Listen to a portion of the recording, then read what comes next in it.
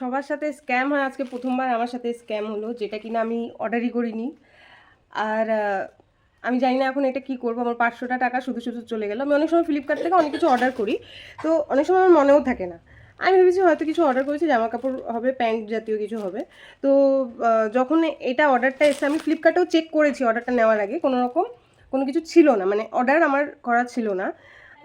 তো কিন্তু আমার নাম্বারে যেহেতু ফোন এসছে, আমার নাম পর্যন্ত বলেছে, সব কিছু বলেছে, তখন আমি ভেবেছি হতেই পারে ভুলবশত কখনো কোনো অ্যাপ থেকে আমি করেছি হয়তো। কিন্তু আমি এই যে ড্রেসগুলো দেখতে পাচ্ছ, একটাও আমি অর্ডার করিনি। আমি তোমাদের দেখাচ্ছি কি জিনিস এসছে। এটা দেখো, এই যে জিনিসগুলো এসছে, প্রথম কথা আমি এগুলো ডেলিভারি করিনি। আমার এই কাপড়টা উপর থেকে আমি যখন খুললাম তখনই আমার বোঝা হয়ে গেছে যে এই জিনিস আমি তো আমি অর্ডার করিই নি। এই সব জিনিস তো একদম আমি চুড়িদার পরি না, তার উপর এই কুর্তি, এই কোয়ালিটি প্যান্ট, এটা আমারই নয়।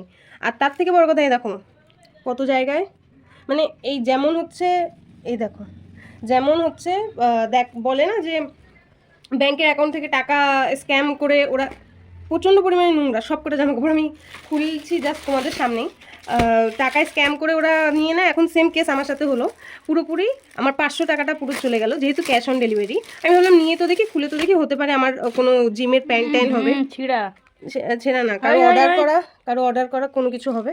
এই যে হ্যাঁ, ছেঁড়া, পুরো ছেঁড়া, আর একটু উপরে না, পুরো ছেঁড়া, পুরোনো জামা কাপড়। এটা পুরোপুরি একটা স্ক্যাম করা হলো।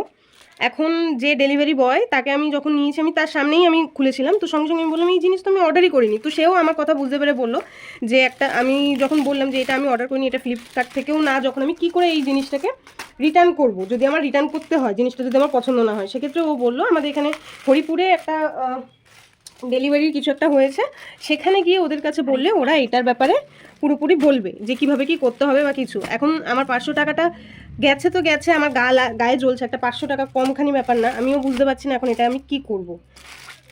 তোমরা কেউ জানলে আমাকে প্লিজ সাজেস্ট করো।